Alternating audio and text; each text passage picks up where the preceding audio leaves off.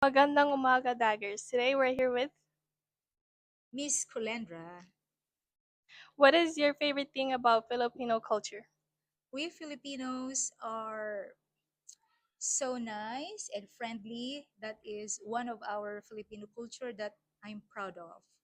And we love we love to have sort of activities, fellowship with each other. So that's the thing I love for Filipino culture. Do you want to share with us a Filipino phrase?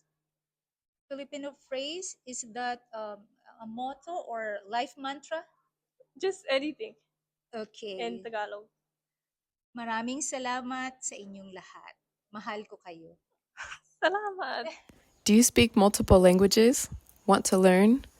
Come to a Pohoa Polyglots Club meeting. Fridays during high school lunch in Miss Prideaux's room, P30. To have your voice added to the Dagger Dispatch, scan the QR code to submit your answers to the question, what is your go-to karaoke song? All responses are due November 7th. Thank you. Are you ready to learn real world skills that will help you for life? Join the Life Skills Club.